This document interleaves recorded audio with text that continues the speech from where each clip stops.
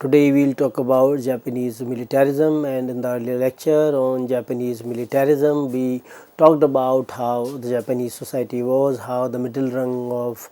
the military establishment was taking the decisions with regard to what was to be done in the framework of the Japanese state, and how some kind of problems between the political establishment and the military establishment, where the military establishment was trying to communicate to the masses that how the prestige of the emperor was to be restored, and political parties, they were not taking care of that kind of a situation was communicated to the Japanese masses, and how that kind of a rule during that time where it was being compared to the fascism and Nazism, and how militarism in Japan could be seen in the framework of fascism was also being discussed in our last lecture. And we also see that such kind of a situation where we find that the state was geared towards the military establishment, and how military ideology was an important concern during that time could also be seen in the Japanese society. And they were also critical of the soft China policy, which was followed by the political parties, and any kind of international agreement which was talking about reduction of the armaments was also opposed by the army. So we find that during this particular period how we see that the idea of nationalism was also very important, and how the Japanese society was in a way some kind of a consciousness was created with this kind of an idea, and how Japan had used education as an effective tool to inculcate nationalism in the minds of the people, and how the educational system founded during the Meiji period was inspired by the German system. And Japanese, like the Germans, they believed that battles can be won in the classrooms. So the idea of catching them young in that sense, and how to in a way communicate to the young children about the ideas of nationalism through the education system which was there at that point of time. And they felt that it could be done in the primary schools, where how the seeds of nationalism could be sowed among the young Japanese. And when you talk about the people, those who were associated with the education system, Moru Arinovi, who contributed enormously to the shaping of the Japanese educational policy in the early Meiji period, once said that in the administration of all school, it must be borne in mind what is to be done is not for the sake of the pupils, but for the sake of the country. So the people, those who were associated with the education system, they also felt that how they had to do something for the country, something for the nation, and how the pupil or the students, those who are going to study, they need to learn about the idea of nationalism in the schools, in the primary schools, and then they will continue it further as well. And we also find that normal school, when you talk about their syllabus and how it was opened for the training of the teachers, and was also so planned that it would prepare them to be an ideal example to the students. So how teachers, the way they were going to be trained, and how when students, they are going to learn from those teachers, and these teachers, they had to become some kind of a model or an ideal example to the students. Then how when the students, they are going to see these teachers, then they are example of obedience, devotion, love for the country, loyalty and reverence for the emperor. So these were the kind of values or characteristics which children should see in their teachers, because once they are going to see them, then they are going to follow them as well. So such kind of value system was to be in a way propagated among the young people, and that could be done through the system of education. And we also find that how military officers, those who retired, they were employed to instill in these people discipline of both mind and body. And when you talk about the aim of education during this period, the Meiji period, were to promote the loyalty and patriotism and to create a new class of engineers, managers, financiers, etc. So we find that how during the Meiji period education was used as a tool in that sense, to not only promote the ideas of nationalism, to promote the value system, but at the same time to make them as professionals as well. So we find that such a kind of an education system which was talking about these aspects could be seen in Germany as well earlier. But in the case of Japanese society, as we have talked earlier as well, that how they were trying to retain their own principles, they were trying to retain their own philosophies, how they were trying to retain own value system in the society, despite the fact that they were also going for modernization at that point of time. So we have to also realize that Japan was not doing anything dangerous in that sense when it was trying to inculcate the ideas of nationalism, but at the same time one has to also see that they do not become in the framework of ultra nationalism, where we have to in a way criticize other nations, where we have to take steps in a violent manner against the other countries in that sense. So inculcating the value system among people through education is an important aspect also of the education system. And the earlier points where we talked about the obedience, devotion, love for the country, loyalty and reverence for the authority in that sense, or for the emperor. So some of the things they are to be in a way implemented in a way that the children, they also learn the art of discipline, which is also very important in their lives. And but to go beyond a point where the military becomes the most important factor, where the dominant authority becomes the most important factor in the framework of running things, was one of the important concerns in which we have seen that how scholars, they have criticized this kind of dominant authority. And we also see that how after the second war with China in 1937, the entire country was placed on a war footing. And we also see that when this kind of a situation came, and then education system, some kind of changes, they were being suggested by the Education Council to suit the needs of the country at war. And we find that how the primary schools, they were renamed as the national schools, and how people, they were to be trained in conformity with the moral principles of the Japanese Empire,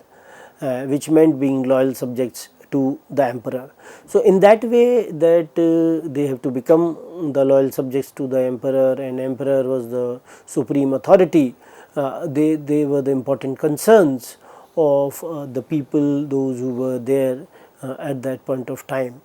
And we also see that how when you talk about the education system in Japan during that period, this kind of the content which was there, which was dealing with the nationalist ideals, that also increased during this time. And the educational reform of 1941 and the policy of instructions issued by the Ministry of Education in 1943, it emphasized upon the need of training the youth in consonance with the way of the empire, the importance of faithfulness, loyalty, guarding and maintaining the prosperity of the imperial throne, reverence to the deities and ancestors. So we find that many of the things which were being emphasized during this time in the educational reforms, they were becoming more and more nationalist in that sense, rather they were ultra nationalist, and because of which such kind of problems they cropped up in the Japanese society, where this kind of a war cry which we see during this time in Japan, and how the masses, they also supported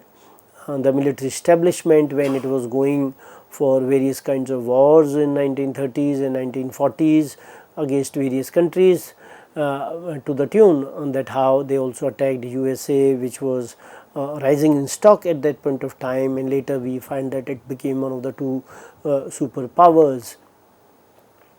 So, we find that how there was some kind of a necessity to apprise the students of Japan's mission in East Asia and the world, and how the various studies of Japanese literature, understanding of the traditions of the empire and Japanese way of life and culture, they were being promoted during this time, and how when you talk about the Japanese life and culture, Japanese literature, so they wanted to in a way promote these ideals not only in Japan but over a period of time in other countries as well, because later we see that how Japanese they treated the Asian countries which they defeated. So, we find that such kind of a treatment was also reflective of their superiority or so called superiority in that sense. And when we talk about that how Japanese they had to understand and appreciate the significance of the policy of Greater East Asia co-prosperity sphere, and Japan's mission in that it was important to educate them about the East Asian countries and about their plight under the rule of the European countries. So, Japan was talking in the framework of Greater East Asia co-prosperity, but at the same time when it came in contact with these countries, then the way it dealt with these countries was not reflective of that cooperation. Japan was critical of how the European countries they had their own influence over these regions, but at the same time we find that once Japan became victorious, then worse treatment was given to these countries by Japan. So, we find that how the government was in a way trying to mold the public opinion in the manner it wanted, because the nationalist fervor was very well cultivated by the education at that time. And so, we find that how military had played a definite role in this, and this kind of a feeling of nationalism also helped the military in furthering their aims and objectives. So,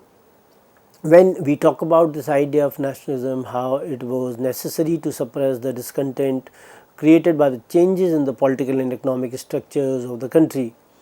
And we also find during this particular period, apart from this idea, the industrialization brought with it population which disturbed the family system in Japan. New Western values came into the Japanese society which tended to erode the social system based on Confucian principles. So, we find that when industrialization was taking place during this time, so earlier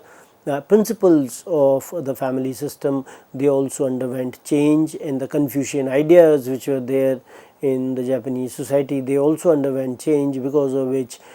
we find that the establishment wanted in a way to retain those principles which were close to the Japanese society, and they emphasized that such kind of principles they should be inculcated among the masses at a very young age and thereafter as well. And we find that how during this time several internal security laws and publishing regulations were implemented by the Meiji government, so that the freedom of thought and expression could be curbed, because they felt that these laws only allowed the publication of such literature which favored the government. So, we find that these kinds of laws where they felt that any kind of freedom of thought and expression would be detrimental to the interests of the government or the military establishment in any way, then such kind of literature and publications they should not be encouraged, rather their publication should be curtailed. And they were in the framework they felt that only such kind of a literature should be published which was favoring various kinds of government policies. And we also see that from during the period of 1870s and 1880s there were widespread people's rights movement in Japan, and in addition to methods like imprisonment, buying of leaders and harassment, the government enacted regulations which prohibited assembly of people and prevented the newspapers from publishing anything without the prior approval of the government authority to crush the movements. So, we find that such kind of things they were happening in Japan in 1870s and 80s, and how these kinds of movements they were also in a way controlled by the government, where it enacted a number of laws for any assembly of people for that matter, or how any kind of publication which was to be undertaken, prior approval of the government was to be sought. And we also see in this kind of a policy was not only restricted in terms of publishing, but also could be seen in the framework of the plays and the films, where they had to seek the approval of the government. So, this kind of a censorship with regard to the idea of free expression could also be seen in Japan during that time, and it was also and people they were critical in that sense that such kind of policies they were in a way averse to the idea of freedom and freedom of speech and expression. And we find that how the people's rights movement was successful to the extent that in 1889, as you can see on the screen, a parliamentary form of government was established in Japan. So, we find that such kind of existence of movements could be seen in 1880s and 1890s, but thereafter we find that such kind of a government was established as well, but we find that there was also some kind of a clash between the military establishment and the parliamentary government, and how the parliamentary government wanted to follow certain kinds of policies with which military establishment was not happy could also be seen during this time, and how the tension between the two over a period of time also got reflected, where we find that the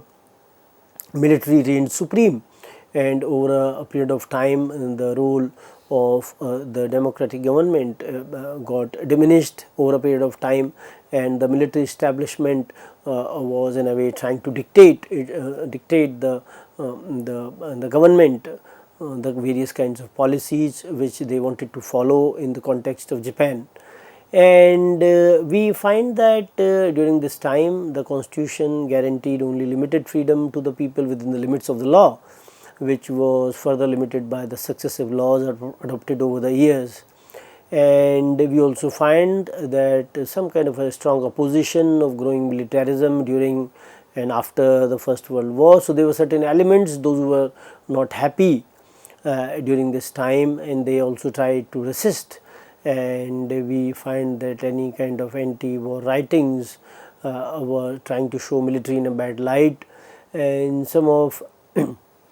the people those who were writing in that particular framework, their writings they were being proscribed, and how any kind of an idea which was trying to communicate their free will, and how any kind of atrocity of the troops in that sense they were not being liked by the Japanese establishment, and any kind of suffering of the soldiers, as we see, and they were being shown in some of the writings during this time. These kinds of writings they were in a way banned, they were not liked, and any political party, for the example Communist Party, which was criticizing the expansionist policies of the military, was also banned, and we find that many of its leaders they were being imprisoned during this time. And we find that the kind of tactics which were used by the military in that sense, that how it wanted to in a way unite the people by the nationalist sentiment, and they want to create a kind of a class or a working class that was hardworking, disciplined and undemanding, and the creation of such a class would be beneficial both to the military and the capitalists, that how this kind of a working class, which was hardworking, disciplined and undemanding, would serve the interests of the capitalist class and would also in a way supportive of the military establishment. And we find that such kind of a scenario in 1930s and 1940s was further got some kind of a boost, where we see that how the control of the freedom of thought and expression, it also tightened during this time, and many of the regulations, they were amended to widen the scope of this kind of an application. And we also see that these kinds of laws which were being amended at different points of time, then they were in consonance of the policy which was being followed by the military leaders, that how they can contain the political activists, and they also in a way can in a way go for the indefinite detention of the political prisoners as well. So we see that the new kind of a legislation which was restrictive in nature, and included the National Defence Security of Law of 1941, where we find that all the discussions in the Lajan conference and cabinet meetings were state secrets. So that was one thing which could be seen in that particular framework, that how the kind of decisions or discussions which were happening in the meetings, they were also considered as the secrets of the state, and anyone who wanted to reveal or in a way obtain this kind of classified information was liable to rigorous punishment. So these were the kind of tactics which were being followed to in a way contain the masses, and people, those who were there, those who were in a way involved in such kind of decision making, they were also in a way asked to keep this information to themselves, how the information was not to be made public regarding what decisions they were being taken. And we find that these kind of laws which were framed on wartime crimes in 1942 were later on revised to include interference with the government administration as well. So this was also seen as a wartime crime if were in a way trying to in a way interfere with the administration of the government. And we find that in such kind of a scenario, any kind of a public debate and dialogue on the issues relating to war, it became impossible. And it was also not possible for that matter that public will come to know about what actually was happening, because the newspapers, they were also publishing that part which was communicated to them by the government. And we find that how public was supporting the military government policies was a natural consequence in that sense, because they were being communicated only those aspects which were being communicated by the government. So we find that how the task of the military had been facilitated by the existence and propaganda of the various patriotic societies amid organizations that had existed since the beginning of the Meiji period, and how these organizations, they were providing that kind of a literature which was to be read by the Japanese masses, so that they get all sorts of support, because when they were being given this kind of a literature, then the public opinion would be in favor of that. And we find that many military officers, they were part of these societies, they also believed in this kind of an ideology, and they wanted to carry out this kind of an ideology. And many of the young officers they belong to the ordinary middle class families, sons of small businessmen and clerks in the offices, and they were coming also from the rural areas where the impact of the economic crisis was felt more. And these officers resented the influence of the rich in the cities. That was another thing which we find during this time. And we find that how this nationalist ideology, how the young officers, they either joined leaders like Kita Ikki or formed organizations consisting of members belonging only to the army and navy. So in that sense, we find that various organizations, they were being formed, and how these organizations, they were consisting of retired army and navy officers, and these societies and organizations, they were favoring the establishment of a state controlled economy, and how these societies, they were dominated by the military men. So in that way, we find that they were providing some kind of a fodder, some kind of a material to the young group of Japanese, that they had to, in a way, believe in the principles of the state. And we find that how the various kinds of violent activities or extremist activities undertaken by the Japanese military, they also got support of the masses in that sense. And how we find that many times the military even disregarded the wishes of the supreme commander, the emperor. So some kind of divisions within the army could also be seen, where we find that two factions, Kodoha and Tosai, which included the grade officers of the general staff, they could also be seen during this time. And despite the fact that army itself had some kind of divisions between them, and finally the Tosai group became or emerged as victorious as well. But army authoritarianism was reflected in the manner it interfered in the formation of the cabinet as well, and how army officials, they were part of the government during this time. And we find that how such kind of a policy, where we see that the military became more and more dominant over a period of time, and how the military could control the various spheres like education, economy, and how it also got reflected in when Japan became victorious against some of the Asian countries. So the attitude of the Japanese towards these Asians was also reflective of the kind of attitude which Japanese had with regard to their own so-called superior being. Thank you very much.